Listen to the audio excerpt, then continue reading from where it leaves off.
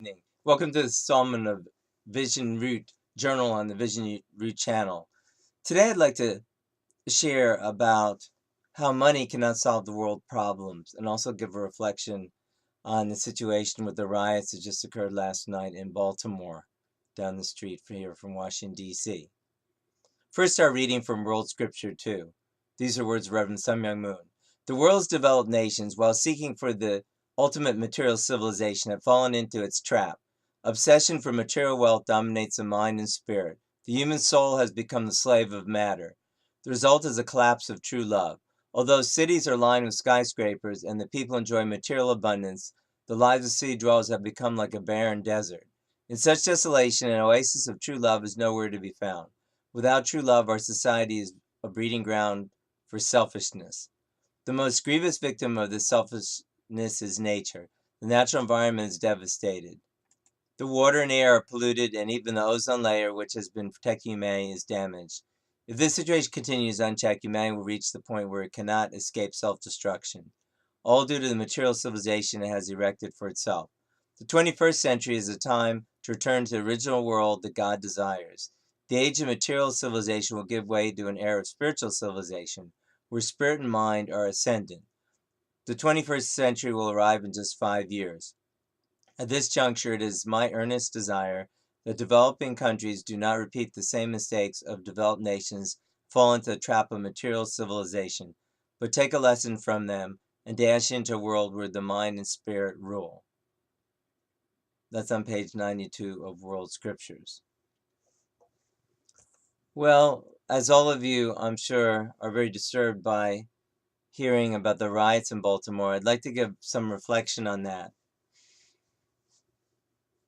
I live here in D.C. This area, in 1968, also there were riots down the street from where I live and throughout this city and many cities in this country. In 1965, President Johnson spoke here at Howard University. He said that it was a major crisis that in the Black community, 25% of births were outside of wedlock. Now that figure is 75%, and in many areas it's even higher than that. So how is it that this isn't even being talked about when it was a major crisis in 1965, and now here we are 50 years later, exactly 50 years since he gave that speech, and it's not a crisis. No one talks about it. This is crazy. It's like talking about an effect without recognizing the cause.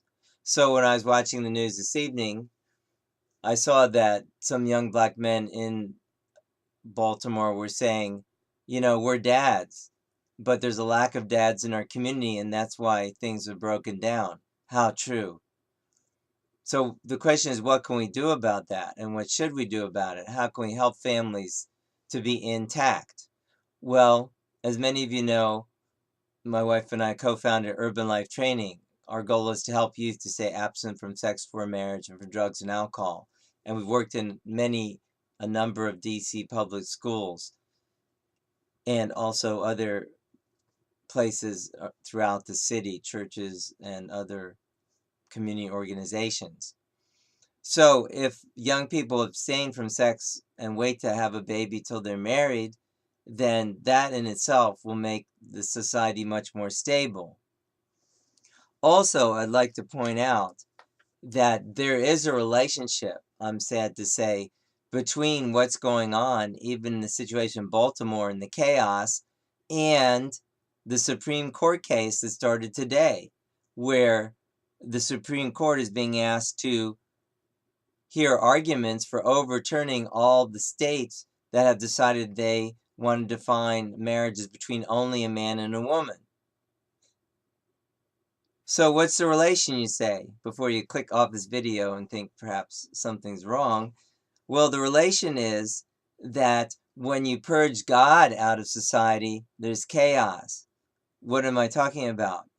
Apparently, if you think about it, so youth were coming home from school, and those are a lot of the people who were rioting.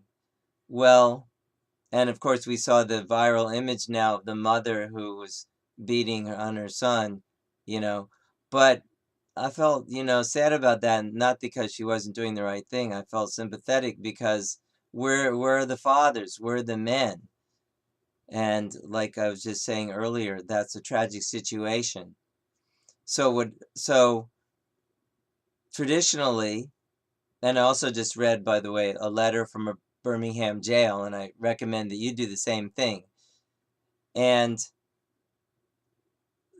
the fact is that the civil rights movement is built upon the fact that all men are created equal, and that is one of the points in the letter from Birmingham jail, as well as the difference between just and unjust laws and a number of other points. So when you purge religion from society, you're never going to have true justice and freedom. And also, I'd like to share more about how that is related to the situation before the Supreme Court. Marriage is a natural institution built on natural law. So just as our Declaration of Independence declares that all men are created equal, endowed by the Creator, that is the basis for civil rights. So marriage is an institution defined by God. When you throw out values and the basis for society, you're going to have chaos. So break down the family is chaos. And promoting things that are outside of God's law is chaos. And also, it's very hypocritical, because I have found in my personal experience that those who oppose, for instance, who propose, how do you say, so-called equality for same-sex relationships, vehemently oppose anyone who has any religious values, for instance, in coming to public schools and teaching abstinence. This happened to me several times. So I'm going to dwell more on that in my next installment. But suffice it to say that we should be very, very concerned by the abrogation and the hostility to promoting religion in the public square. Not religious establishment, but the discussion of religion. Religion is at the very core of the civil rights movement. It is not at the core of the homosexual rights movement. They're totally different. There's no comparison whatsoever between them.